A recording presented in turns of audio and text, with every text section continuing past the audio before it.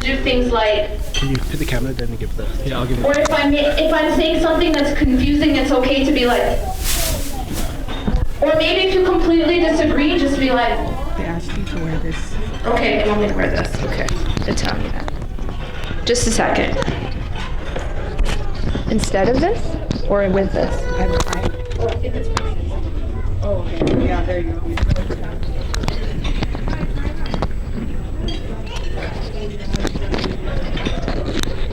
All right. Okay, is that good? We're good? Yes? Okay, bismillah. So what I'm going to ask you guys to do is to be involved with me, but since you can't speak to me, I'm going to ask your faces to speak. Use your body language, okay? Nonverbal communication, because then I can know whether or not you understand me, or whether or not you have no idea what I'm saying, or maybe because the cheesecake is really good, you're distracted. But at least it gives me an idea, okay? Yeah? Okay, bismillah. So what happens oftentimes at events like this is an event where there is an organization that is doing amazing social services, and they are here to get your support. And so typically what happens is there is going to be someone up here, a fundraiser who's quite good at their job, to get you to support the work.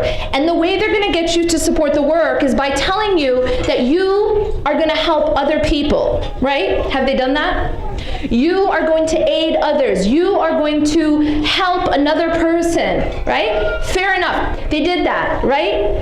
And all of that is true, but I'm actually up here to tell you something completely different. They got real quiet. Like, what's she gonna do? I'm up here to tell you something completely different, and that is this. Okay, hold on. You're gonna leave, inshallah, with this one message, and I'll feel like I was successful. And that is this. When you serve others, you are essentially, first and foremost, serving yourself. That when you help another person, yes, you are helping those other people. But first and foremost, you are actually helping yourself. That's my thesis, and I'm going to spend, inshallah, the next few minutes proving it to you. And I'm going to use two methods to prove it to you. I'm going to take it from a purely psychological perspective. That what does just the psychology, secular research show about service? And then I'm going to take it from an Islamic perspective, okay? So first of all, what does psychology show about service? Well, there's a very interesting thing about the human being, and that is that everyone, regardless of their faith, regardless of their background, we all want one thing in life. We all are motivated by one thing, and that is ultimately happiness. Everyone wants happiness. Everyone is motivated to that which will bring them more happiness. Now the problem is that everyone defines happiness differently, and everyone has a different path that they seek or they think will bring them happiness. Everyone, fair enough? So, but there is this shared goal. Everyone wants happiness. So now the question becomes, how can we gain happiness? And this is exactly what the research is now looking at. The research now in psychology has moved away from the traditional old way of research, which is to look at what goes wrong with a human being. This is like the abnormal psychology, and then how can we fix it? Now, we have a new age kind of psychology called positive psychology. And what it's doing is it's not looking so much at what goes wrong with the human being, but now the focus is on how can we increase well-being in the human being. Let's stop talking about disorders, and let's just talk about how we can improve people's quality of life. How can we improve well-being and happiness in people and enrich their lives? It's something that they're studying called flourish. How can we flourish? All right. And here's what they found generally. They found that in general, human beings live at, or basically every human being has something called a set point happiness, a set point level of happiness. It's a place that we are at, and it's not very easy to increase or decrease that set point. All right. So what they say is that genetics, or basically happiness, about 40% of it is inherited. Okay. So there's a portion of about 40% that's set at this set point. Okay. So what does that leave us with? Well, about 10% has to do with safety, food, having these kinds of needs met. So what does that leave us with? About 50% that we have power over. 50% of our happiness now is not determined by the set point, is not determined by these other things, having these certain needs met. We've gotten that. 50% we control. So it's that 50% that now they study. How can we increase happiness adjusting, using that 50% that we have at our disposal? And here's what they find. They find that it's difficult to increase the set point. But what they did find is that one of the few ways to increase that whole baseline is through service. So here's what's very interesting about the research. For example, they tell you that money doesn't buy happiness. Yeah? Yeah, okay, they lied to you, right? Actually, money buys happiness when it's spent on others. I'm going to repeat that. Money, in fact, has been shown to buy happiness, but only when it's spent on others, not when it's spent on yourself. So this is, I'm telling you, this is secular psychology, right? That they find that when people splurge on themselves, when people, they say to be happy, what should you do? Take care, like indulge, right? Go in and do something, like spoil yourself, and that's going to give you happiness. But they actually find that that doesn't give you happiness. That when you spend on yourself, when you use that money for yourself, it doesn't increase your happiness. It might give you like a temporary sort of spike or some temporary buzz, but actually happiness is not increased when you spend money on yourself. But what they did find, which was very powerful, is that when that money is spent on others, it does increase your happiness. And not only, it's like so powerful that they had people just think about a time that they spent on others and it made them happy. Just the thought, the memory of spending on others made them happier. So this is very interesting, because now you find that Allah subhanahu wa ta'ala is designing the human being to feel good when they give to others. What about service? One thing that they found, they took a group of people, they split them up into 4 subgroups, and they gave them a task. They told one group, this was a control group, just keep track of what you're doing for a week or 2 weeks. They told another group that they're supposed to just indulge themselves, so sort of do something that they like to do, something that spend on themselves, take care of them, in sort of indulging themselves. And then there were 2 other groups. Now those 2 other groups were told to do pro-social behaviors. One of them was supposed to do some sort of act to help another person individually that would aid another person, and the last group was supposed to do something that would help the community, like at a a larger scale. And here's what they found. They found that the people who, again, we have this idea, they say that, it's sort of like treat yourself, right? This idea that if you treat yourself, you'll be happier. But what was interesting is that the people who treated themselves, they didn't get any happier. It didn't make them any happier. But the people who were doing the activities, what they call the pro-social activities, the ones who were serving others, the ones who went out to help other people, they were actually happier after that study was over. A week or 2 weeks, and these results lasted even weeks later. So what is that showing us? It's showing us a very interesting phenomenon, and that is that when I help another person, I feel good. I am actually becoming happier when I serve others. Now one could think that, what does that mean, right? Well, number one, human beings, what I say from the beginning, we're motivated by happiness. And so this becomes a motivator. And who designed this motivator? Who put this inside of us? The Creator, right? Why do you think that is? Think about it deeper. Think about it a level deeper. Yes, we get happiness when we help others, but why do you think think Allah designed us that way? Anyone? So that we'll do it, right? See, Allah subhanahu wa ta'ala is putting something in us that will motivate us to do that behavior. Allah's designing us in the way He wants us to be, in the way He wants us to act. And so Allah's put within the human being an intrinsic reward, an intrinsic happiness when we serve others. Why? Because He wants us to do it. Because this is the design that Allah has for us between one another, is that we are a people of service, that we help and aid one another.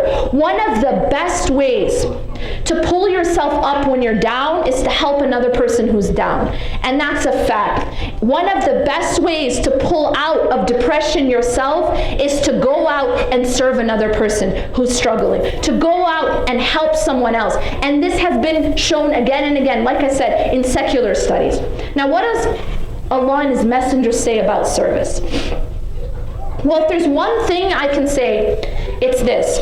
You know, when you look at all the text, Quran, Hadith, when you survey it, you'll find that there is an underlying principle across Hadith and Quran that Allah and His Messenger convey to us. And that underlying principle is this: the way that you treat the creation is how you should expect to be treated by the Creator. That's a principle. That is an underlying principle in our deen. Actually, it's part of the working of this world that God has created. So how you are with the creation is how you should expect the Creator, God, to be with you. So what does that mean? I'll tell you what it means. If we are a people who are generous to others, if we are a people who are merciful to others, who help others, then Allah, God, will be that way with us. There's a hadith that says, have mercy on those who are on the earth, and the one in the heavens will have mercy on you. And it also, another hadith says that he who does not show mercy to others will not be shown mercy by God. Again, that connection between my mercy and how I treat other people and how God treats me. We know the story of a woman who mistreated a cat. So now, not just human beings, but even animals. She mistreated a cat, and because of that, she was punished. And another woman who was a prostitute who helped a dog, she entered Jannah. And again, what is this showing us? That how they were with the creation became a reflection of how Allah was with them. And so we have to look at how we treat other people. When we see someone who's in need, right now, before I came up here, they made a case to you about the people who are in need. Yeah? They made a case of these people that need our help. Now, this becomes a test for me. How do I respond when I see someone in need? And you know what happens is that how I respond when I see someone in need becomes a reflection of how Allah will be when I'm in need. Do you understand? How Allah will treat me when I am in need. When am I going to be in need? Anyone? Well, I am going to be in need at some point in this life, for sure. Yes, do we agree? I am going to come to a point in this life where I am going to be in need. That's a fact. And at that point, I'm going to need the help of Allah. But what's going to happen is, it's going to be a reflection of how I was with others when they were in need. And this is something that we're told in text after text after text. There was a time during the Prophet ﷺ's time when 𝐁𝐿 radiallahu anha was accused. You guys know the story. She was accused of being unchaste, and her father, Abu Bakr radiallahu anhu, he found out that a relative was among those who was spreading the slander about his daughter. And it wasn't just any relative, but a relative that he was financially supporting. So what happens when he finds this out is he stops that financial support. And Allah subhanahu wa ta'ala actually reveals a verse at this time. And in this ayah, Allah subhanahu wa ta'ala says, وَلْيَعْفُوا وَلْيَصْفَحُوا أَلَا تُحِبُّونَ أَنْ يَغْفِرَ اللَّهُ لَكُمْ. There is a principle that Allah is teaching us in this ayah. He's addressing Abu Bakr radiallahu anh, but it's a timeless lesson. And that principle is this. Allah is saying, وَلْيَعْفُوا وَلْيَصْفَحُوا. Let them pardon and overlook. Now, a lot of times, the way we are with people, we think, well, they don't deserve my mercy. They don't deserve my forgiveness. They don't deserve my compassion. Why should I have compassion for this person that harmed me? Why should Abu Bakr radiallahu anh have compassion for someone who harmed him? But look at what Allah says next. He says, أَلَا تُحِبُّونَ أَنْ يَغْفِرَ اللَّهُ لَكُمْ. Do you not love for Allah to forgive you? Do you not love for Allah to forgive you? And this is the principle here that Allah is setting up. He's telling us that if we want the forgiveness of Allah, we need to be a people of forgiveness for others.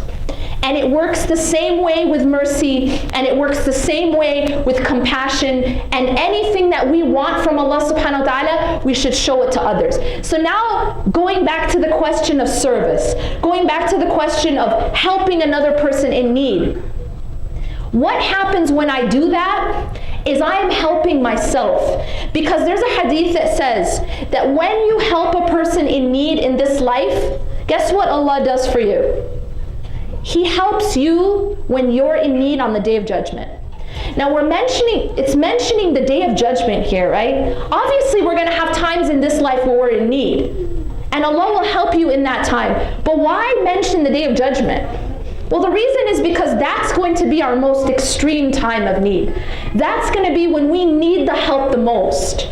Every single person in this room knows that you're going to stand in front of Allah, right? Whether or not we prepare for it is a different matter. Maybe we don't prepare for it. Maybe we try not to think about it. But we all know what's going to happen, right?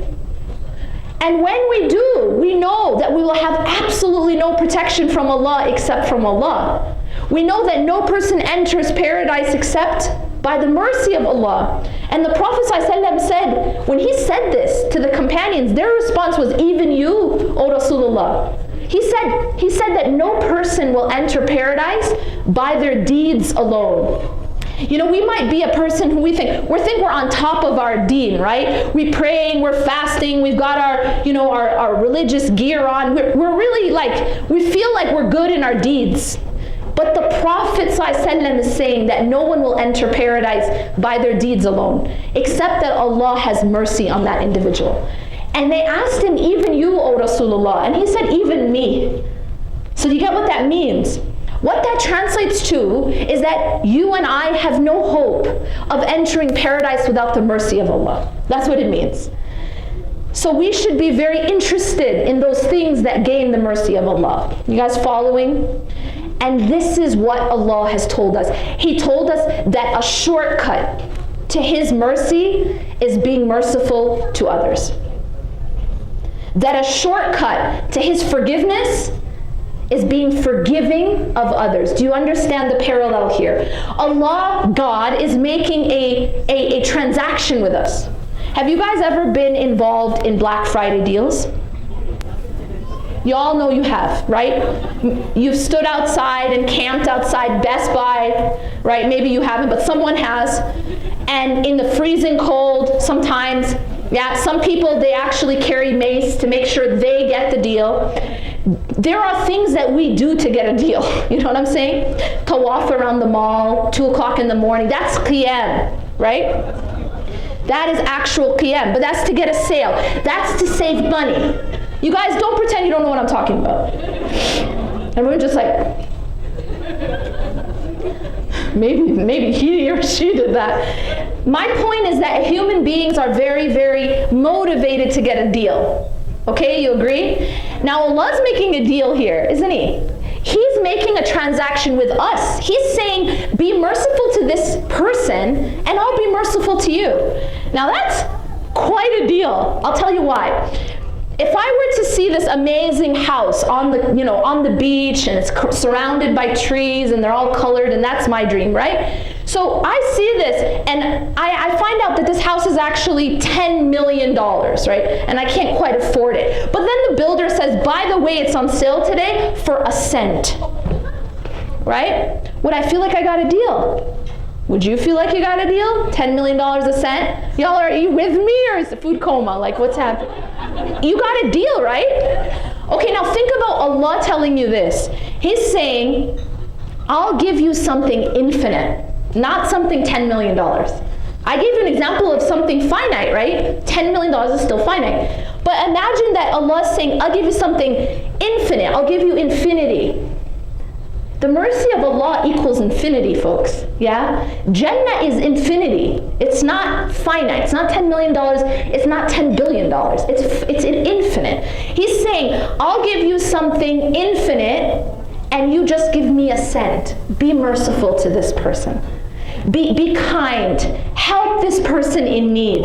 Help this cause, and I will give you something infinite. Would you feel like you got a deal? Yeah? You're still a little bit in food coma. Yes. Yes. Say yes. Okay. You got a deal, right? So this is the deal that Allah makes with us. How I am with people, Allah will multiply it times infinity. So when I help another person, when I give a tiny amount for another person, I get in exchange infinity. I think that's amazing. You know, we don't take our wealth with us to our grave. Everyone stands up here and tells you that, right? They also told you something not quite true. You actually do take your wealth to your grave. Now you're just thinking I'm crazy, right? The Prophet ﷺ said that all of the deeds end. Once you enter your grave, all your deeds end. Except, there's actually an except for 3. And you know what one of them is? Money that you spent for a cause that continues to benefit people. It's called sadaqah jariyah. So what does that mean? It means that my money is coming back to my grave, but only the money I spent on others. Not the money I coveted, not the money I held onto, but the money I let go of. And that's a powerful concept, because we think that what we hold on to is what we keep. But the reality, it's what we give that we keep. That's deep. That's deep. What we give is what we keep. What we give for Allah is what we keep.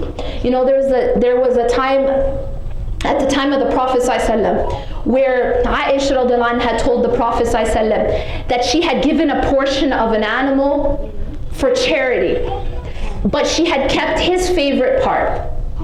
And you know what he said to her? Total teaching moment, right? He said, no, my favorite part is the part we gave, that part we lost. And the part that you gave for charity is the part we kept. Do you get it? He's teaching us this concept that it is the things we hold on to that we lose eventually. Because the reality of dunya is that kullu man alayha fan. Everything is passing away, right? وَيَبْقَى وَجْهُ رَبِّكَ ذُو الْجَلَالِ وَالْإِكْرَامِ. The only thing lasting in this life is the countenance of Allah. Allah is the only thing lasting. Everything else is passing away. So my money is passing away, my health, my youth, my time, everything. The only thing that's going to remain of me is what I gave for Allah. That's the only thing that remains. So whatever money I have, it's all passing away.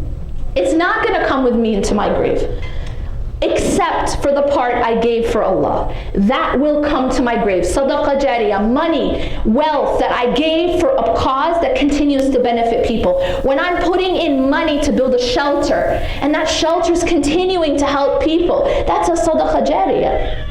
That's something that's going to come back to me and I will not lose. So this is a completely different way of thinking. When we change the way we think in this way, we start to deal with the creation differently. We start to realize that when I'm helping you, ultimately, I'm actually helping myself.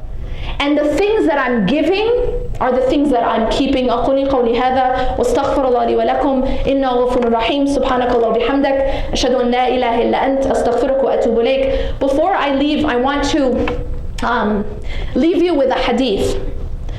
that is very, very, very powerful. Okay, it's a hadith in which the Prophet ﷺ is teaching us about who is most beloved to Allah. Now, if I asked you a question to think about a person who's very righteous, you would probably bring to mind a person who spends their nights and days in the masjid, right? A person who prays all night, a person who fasts all day. This is the concept that we would think of when I ask you, who's most beloved to Allah? Yeah? But you know what's very powerful? What does the hadith actually say? The hadith says this, that the most beloved people to Allah are those who help and benefit others the most. That's powerful. It's the people doing this kind of work. Those are the most beloved to Allah.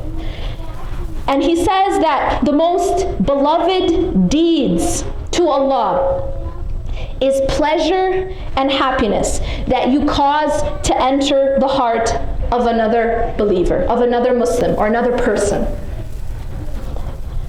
or to solve one of his or her problems. Now this hadith is talking about the things that Allah loves most. Again, we usually think of rituals, right, in the masjid. But here the hadith is teaching us that the most beloved people to Allah are the ones who help others the most. And the most beloved actions are the ones where it helps, benefits others the most. And to give happiness and to solve the problems of other people. Now watch this. Or it says, or to pay off his debt, or to prevent him from going hungry. Now this is the part that always blows me away. The Prophet ﷺ says that working to help my Muslim brother or sister, or to help others, is more beloved to me than making i'tikaf. I'tikaf is seclusion in the masjid. Than making i'tikaf in this masjid for a month. That's intense, because I want you to think about something. Which masjid is he standing in? He's not standing in, the masjid here in Denver. He's not standing in my masjid over in California. He's standing in Masjid al-Nabawi of Medina. And he's saying that it's more beloved to me to help my brother or sister in need than to spend a month in i'tikaf in this masjid. This is the masjid that we spend our entire lives saving up just to go once. People all over the world who can hardly walk, right? This is the masjid where one prayer is better than 1,000 in every other masjid. That's the masjid. So it puts things into perspective. And I ask Allah subhanahu wa ta'ala to benefit this cause and to put blessing and barakah in it, and to reward all those who work for Allah's sake and all those who support it. أقول قولي هذا واستغفر الله لي ولكم إنه غفور رحيم. سبحانك الله وبحمدك أشهد أن لا إله إلا أنت أستغفرك وأتوب إليك. والسلام عليكم ورحمة الله وبركاته.